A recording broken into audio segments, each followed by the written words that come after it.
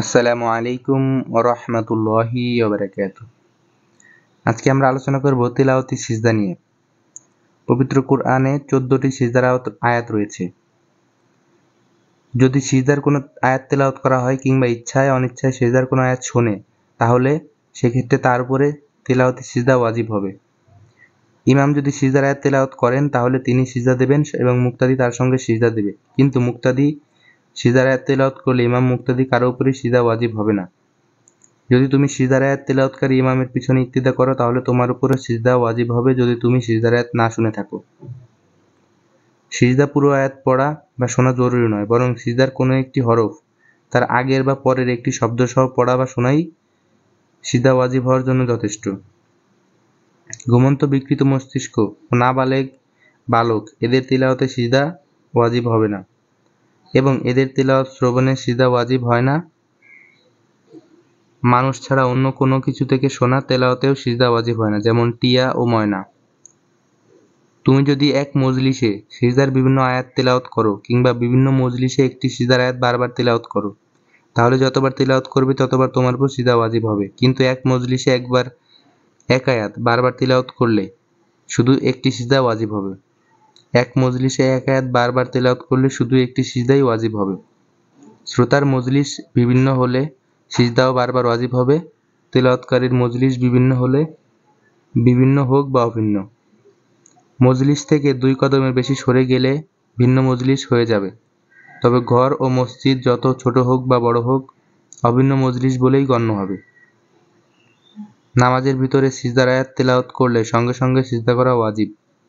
যদি সঙ্গে সঙ্গে রুকুতে চলে যায় এবং তেলাওয়াতে সিজদার নিয়ত করে তাহলে তা যথেষ্ট হবে। কিন্তু বিলম্ব করলে রুকু বা নামাজের সিজদা যথেষ্ট হবে না, বরং আলাদা তেলাওয়াতে সিজদা করতে হবে। যদি নামাজের ভিতরে আদায় না করে তাহলে তা রহিত হয়ে যাবে এবং ওয়াজিব তরকের গুনাহর কারণে তওবা করতে হবে। যদি সিজদা করার আগে নামাজ ফাসিদ হয়ে যায় তাহলে নামাজের বাইরে সিজদা করতে হবে। নামাজের ভিতরে যদি এমন কোনো ব্যক্তির তেলাওয়াত শোনে যে নামাজে শরীক নয়, তাহলে নামাজ থেকে ফারিগ হওয়ার পর সিজদা করতে হবে। এই সিজদা নামাজের ভিতরে আদায় করলে জায়েজ হবে না, বরং পরে আবার করতে হবে, তবে নামাজ ফাসিদ হবে না। ইমাম সিজদার আয়াত তেলাওয়াত করেছেন, তুমি তা শুনলে, তারপর ইমাম তেলাওয়াতে সিজদা করার আগেই তুমি ইক্তিদা করলে, তাহলে ইমামের সঙ্গে তুমি সিজদা করবে। যদি ইমাম সিজদা করার পর ওই রাকাত তুমি ইক্তিদা করো তাহলে তুমি সিজদা পেয়েছো বলে ধরা হবে। সুতরাং নামাজের ভিতরে বা বাইরে তোমাকে আর সিজদা করতে হবে না। তেলাওয়াতে সিজদার সুরত। দাঁড়ানো অবস্থা থেকে তাকবীর বলে সিজদায় চলে যাও, ঠিক যেভাবে নামাজে সিজদা করো। তারপর 3 তাসবিহ পড়ো, তারপর তাকবীর বলে মাথা তোলো, তেলাওয়াতের সিজদা হয়ে গেল। সিজদার তাকবীরের সময় তাকবীরে তাহরিমার মতো হাত তুলবে না এবং সিজদা থেকে উঠে তাশাহুদও পড়বে না, সালামও দেবে না। তেলাওয়াতে সিজদার রোকন শুধু একটি, মাটিতে কপাল রাখা এবং এর পরিবর্তে রুকু করা কিংবা অসুস্থ ব্যক্তির জন্য ইশারা করা, এবং 2 তাকবীর হলো সুন্নাত। দাঁড়ানো অবস্থা থেকে সিজদা যাওয়া উত্তম, তবে বসেও সিজদা করা যায়।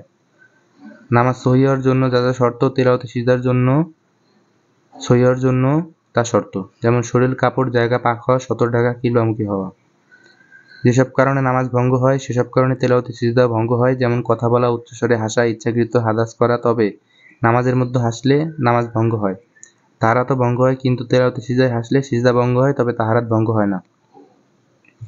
কয়েকটি মাসআলা।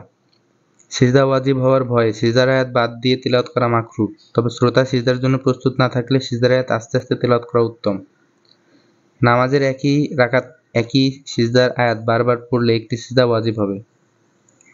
বিভিন্ন রাকাতে পড়লে ইমাম আবু ইউসুফ রাহমাতুল্লাহ আলাইহির মতে একটি সিজদা ওয়াজিব হবে, আর ইমাম আহমদ রাহিমাহুল্লাহর মতে প্রতিটি তেলাওয়াতের জন্য একটি করে সিজদা ওয়াজিব হবে। মুক্তাদি সিজদার আয়াত তেলাওয়াত করলে তারপরে ইমামের উপর এবং অন্যান্য মুক্তাদির উপর সিজদা ওয়াজিব হবে না, নামাজের ভিতরেও না বাইরেও না।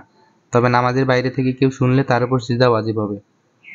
আসসালামু আলাইকুম ওয়া রাহমাতুল্লাহি ওয়া বারাকাতুহু।